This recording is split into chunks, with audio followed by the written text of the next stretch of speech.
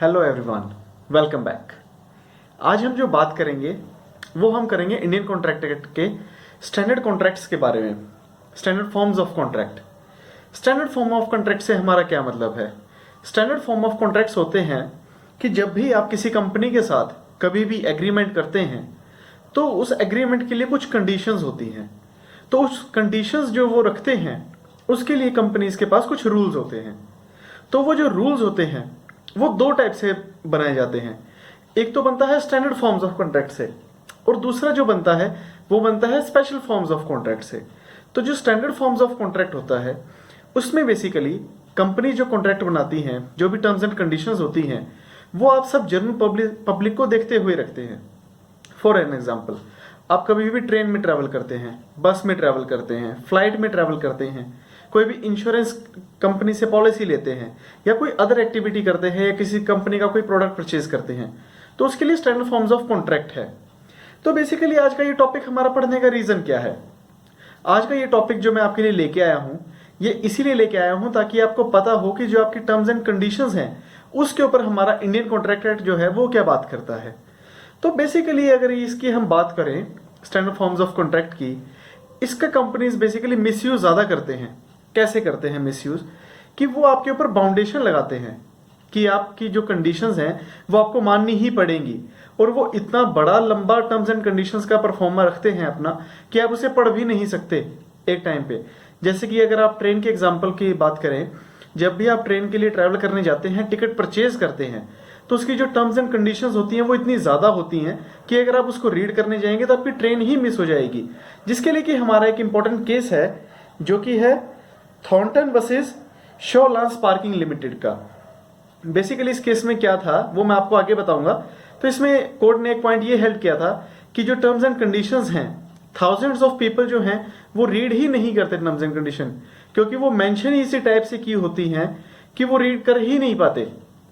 फिर उसमें हमारे बेसिकली कुछ पॉइंट्स आते हैं इस कॉन्ट्रैक्ट को लेकर, इस पॉइंट को लेकर, स्टैंडर्ड फॉर्म्स ऑफ कॉन्ट्रैक्ट को लेकर, कि जिसमें कि हमारे केस लॉज के साथ वो पॉइंट सारे हमारे डिस्कस किए गए हैं। तो मैं आपसे वो पॉइंट डिस्कस करूंगा। सबसे पहला पॉइंट वो हमारा आता है रीजनेबल नोटिस का। रीजनेबल नोटिस से क्या मतलब है? जब भी आप कोई कॉन्ट्रैक्ट करते हैं, कोई भी एग्रीमेंट करते हैं, तो उसके लिए आपको रीजनेबल नोटिस होना बहुत जरूरी है। रीजनेबल नोटिस क्या होता है? रीजनेबल नोटिस वो होता है कि जब भी आप कोई कॉन्ट्रैक्ट या एग्रीमेंट में एंटर करें तो आपको पता होना चाहिए, कंपनी आपको बताए कि ये जो एग्रीमेंट आप एंटर कर रहे हैं इसके अंदर ये टर्म्स एंड कंडीशंस है। फॉर एन एग्जांपल, आप कभी भी जो भी ट्रेन की टिकट बाय करने जाते हैं, बहुत ही सिंपल एग्जांपल से आज मैं आपको समझाऊंगा, बहुत ही इजी वीडियो होगी। आप एक बार वीडियो सुनेंगे आपको पॉइंट बिल्कुल क्लियर हो जाएगा। पेपर पेन लेकर बैठिएगा, पॉइंट जरूर नोट कीजिएगा सारे।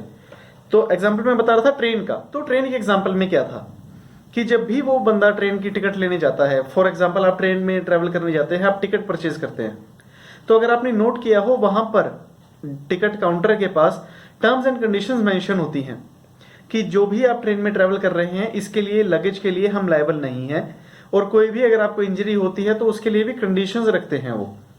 तो उसका मतलब क्या है, वो लगाने का रीजन क्या है कि आपको रीजनेबल नोटिस दिया गया है। और जब भी आप देखेंगे, आप टिकट, अगर आप कभी आपने ध्यान से गौर किया हो टिकट पे, तो टिकट के बैक साइड पर कुछ कंडीशंस मेंशन्ड होती हैं उसकी। जैसे कि अगर आपने देखा हो कि 57% ऑफ द अमाउंट ही जो रेलवे है वो यूज करता है आपकी गी हुई अमाउंट का, गिवन अमाउंट का। तो उसमें एक केस था हेंडरसन वर्सेस स्टेवनसन का। ये क्या केस था? तो मान लीजिए कि अगर आपको कोई नोटिस नहीं दिया गया, आपको कोई पहले बताया नहीं है, तो क्या भी तब भी वो आपके ऊपर कंडीशंस मेंशन होगी। तो उसके ऊपर केस था जो मैंने अभी आपको बताया, हेंडरसन वर्सेस स्टेवनसन का। इसमें क्या था कि फैक्ट्स जो इसके थे तो वो ये थे कि प्लेंटिफ ने एक बोट के लिए, स्टीम बोट के लिए टिकट परचेज की, जिसके ऊपर सिर्फ ये मेंशन था डॉलिंग टू व्हाइट हाउस का, सिर्फ यही मेंशन था। उसके ऊपर टर्म्स एंड कंडीशंस के लिए ये मेंशन नहीं था टिकट के ऊपर, for terms and condition refer the back side of the ticket, उस पर ये मेंशन नहीं था। तो जो टर्म्स एंड कंडीशन थी, लेकिन कंपनी ने बैक साइड पर मेंशन करी थी, जिसमें कंपनी ने ये लिखा था कि जो भी अगर आपको कोई इंजरी होती है तो उसके लिए कंपनी लायबल नहीं होगी, और अगर आपका कोई लगेज लॉस्ट होता है तो उसके लिए हम कोई लायबल नहीं होंगे। तो जो पर्सन था जिसने वो टिकट परचेज की, तो उसने वो कंडीशंस पढ़ी नहीं थी, तो फिर उसका लगेज बाय चांस लॉस्ट हो गया। तो उसमें जो कोर्ट है उसने ये हेल्ड किया था कि जो भी अगर आपने टर्म्स एंड कंडीशंस के लिए उसको रीजनेबल नोटिस नहीं दिया है तो वहां पर आपकी कंपनी लायबल होगी। तो उस पर्सन को उसके लगेज का कंप्लीट अमाउंट मिला था। फिर हमारा सेकंड पॉइंट आता है जो हमें बताता है कि notice should be contemporaneous with the contract. Notice should be contemporaneous with the contract से क्या मतलब है हमारा कि जो नोटिस है वो आपको कॉन्ट्रैक्ट में एंटर होने से पहले मिलना चाहिए। कई बार क्या होता है कि मान लीजिए अगर आप कोई कॉन्ट्रैक्ट एंटर करते हैं तो कुछ कंडीशंस आपको बाद में बताते हैं, तो क्या वो कंडीशंस आप पे लागू होंगी? बिल्कुल भी नहीं। उसके लिए हमारे पास एक केस है ओले वर्सेस मालब्रोच कोर्ट लिमिटेड का। ये केस क्या था? इस केस में बेसिकली ये था कि जब भी आप कॉन्ट्रैक्ट में एंटर करते हैं तो आपको रीजनेबल नोटिस दिया जाना चाहिए। अगर आपने मेरी वीडियो की स्टार्टिंग में सुना हो, मैंने आपको केस बताया था एक थॉर्नटन वर्सेस शॉलेंसर पार्किंग कंपनी का, पार्किंग लिमिटेड कंपनी का। इस केस में क्या था बेसिकली, वो पॉइंट जो है वो केस है वो इस पॉइंट में आता है कि जब भी मान लीजिए कि आप एक पार्किंग में जाते हैं, आप एक पर्सन है वो पार्किंग में गया तो उसमें एक एवीएम मशीन में, ऑटोमेटिक वेंडिंग मशीन में उसने बटन प्रेस किया और वो उसकी जो पार्किंग की स्लिप थी वो बाहर आ गई और उस पार्किंग की स्लिप के बैक साइड पर टर्म्स एंड कंडीशंस मेंशन थी। तो क्या वो टर्म्स एंड कंडीशन उस पर्सन पर लागू होंगी? तो इस केस में यही था। तो वो क्या हुआ कि उसका जो था वो नुकसान हो गया। तो जो नुकसान हुआ, कंपनी ने जो है पार्किंग स्लिप की बैक साइड पर मेंशन किया हुआ था कि अगर आपके साथ कोई भी लॉस या इंजरी होती है तो उसके लिए हम लायबल नहीं होंगे। तो फिर उसमें कोर्ट ने ये हेल्ड किया कि आपने उसको रीजनेबल नोटिस नहीं दिया और जो टर्म्स एंड कंडीशंस थी वो उसके बाद में, उसको कॉन्ट्रैक्ट एंटर होने के बाद उससे पता लगी, तो वो उसके लिए लायबल नहीं होगी। क्यों नहीं होगी? क्योंकि उसके लिए कंपनी ने एक परफॉर्मा नोटिस जो है वो पहले लगाया नहीं था। पहले लगाने से क्या मतलब है कि जहां आप वो पार्किंग की स्लिप के लिए बटन प्रेस करते हैं एवीएम मशीन में, तो वहां पर एक नोटिस लगा होना चाहिए, एक बोर्ड लगा होना चाहिए जहां पर कि टर्म्स एंड कंडीशन सारी मेंशन्ड हो। याद रखिएगा कि जहां पर आप वो कॉन्ट्रैक्ट एंटर कर रहे हैं, जिस पॉइंट पे, वहां वो मेंशन्ड होना चाहिए। ऐसा नहीं है कि कंपनी ने अपने ऑफिस में वो कंडीशंस लगा रखी हैं, वहां से उससे मतलब नहीं होगा। तो फिर उसके बाद हमारा थर्ड पॉइंट आता है थ्योरी ऑफ फंडामेंटल ब्रीच का। थ्योरी ऑफ फंडामेंटल ब्रीच से क्या मतलब है कि जब भी पार्टी कोई एंटर करती है कोई कॉन्ट्रैक्ट के अंदर और मान लीजिए कि उसका फंडामेंटल जो राइट है वो ही ब्रीच हो गया, तो उस कंडीशंस में क्या होगा? फॉर एन एग्जांपल, एक केस है डेविस वर्सेस कॉलिंस का। डेविस वर्सेस कॉलिन का केस है, 1945 का केस है, बहुत ही इंपॉर्टेंट केस है इसमें। तो इस केस में क्या था कि बेसिकली एक पर्सन ने ड्राई क्लीन के लिए कपड़े दिए, ड्राई क्लीन के लिए कपड़े दिए और उसने, ड्राई क्लीन कंपनी थी, उन्होंने ये मेंशन किया हुआ था कि जो भी आप ड्राई क्लीन के लिए कपड़े देंगे उसके लिए हम उसके जो, अगर आपके कोई भी लॉस होता है, कोई भी अगर आपका मान लीजिए कपड़ा चोरी हो गया या मान लीजिए हमारे से कोई डैमेज हो गया या उसका कलर फेड हो गया, किसी भी टाइप का लॉस हुआ, तो उसके लिए हम लायबल नहीं होंगे। तो जो कंपनी थी उसका काम क्या था कि वो कॉन्ट्रैक्ट जो ड्राई क्लीन के लिए कपड़े लेते थे वो किसी थर्ड पर्सन को देते थे।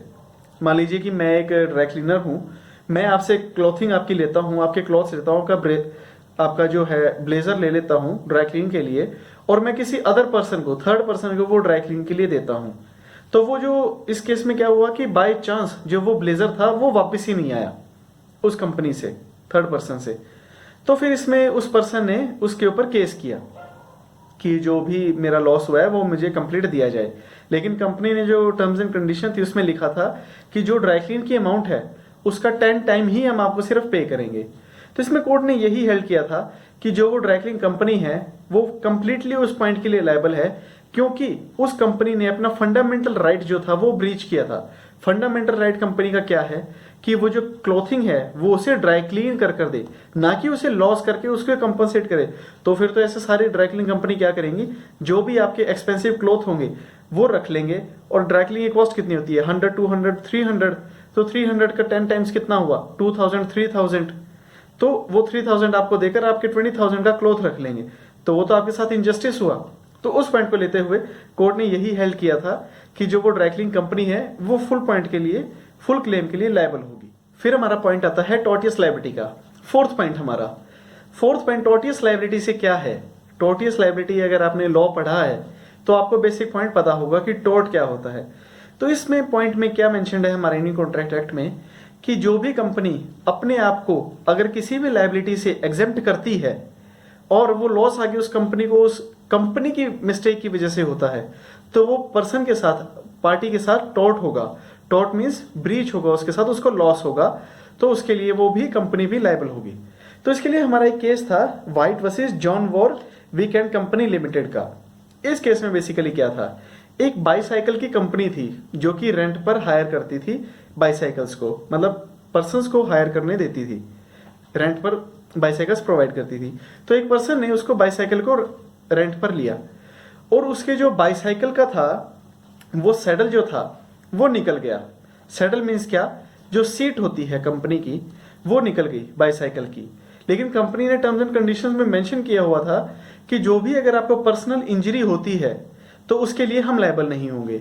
लेकिन यहां पर हेल्ड क्या हुआ, हेल्ड इस पॉइंट में यह हुआ कि कंपनी जो है वो उसको लॉस के लिए लायबल होगी, क्योंकि कंपनी जो है उसने जब बाईसाइकिल प्रोवाइड करी तो उसकी ड्यूटी बनती थी कि जो उसकी सीट है, जो उसकी अदर एक्टिविटीज हैं, जो अदर पार्ट्स हैं बाईसाइकिल के, वो प्रॉपरली अटैच्ड हों और वो प्रॉपरली फिक्स्ड हों और वो प्रॉपरली वर्क करते हों। अगर उसमें कोई भी इंजरी होती है उस मिस फंक्शनिंग की वजह से, proper not functioning of the item of the bicycle, then the company will be completely liable for that. तो क्यों होगी लायबल वो, क्योंकि उन कंपनी की मिस्टेक की वजह से वो पर्सन लायबल हुआ। तो यही था हमारा फोर्थ पॉइंट। फिफ्थ पॉइंट आता है अनरीजनेबल टर्म का। जैसे कि मैंने आपको पीछे के पॉइंट में बताया था कि जो ड्राइक्लीन वाली कंपनी का एग्जांपल था, तो ऐसा ही एक एग्जांपल हुआ Lily White versus Munnuswamy. Lily White versus Munnuswamy में क्या था कि साड़ी की ड्राइक्लीन का एक केस था, जो कि मैं आपको एग्जांपल पहले भी डिस्कस कर चुका हूं कि साड़ी जो थी एक लेडीज की बहुत ही एक्सपेंसिव थी, तो उसने वो ड्राइक्लीन के लिए दी, कंपनी से वो गुम हो गई, चोरी हो गई। तो कंपनी ने बोला कि हम तो सिर्फ 15% जो अमाउंट है हमारा ड्राइक्लीन का, या भी जो आपकी प्रोडक्ट की जो मार्केट वैल्यू है उसके 15% अमाउंट के लिए ही हम सिर्फ लायबल हैं।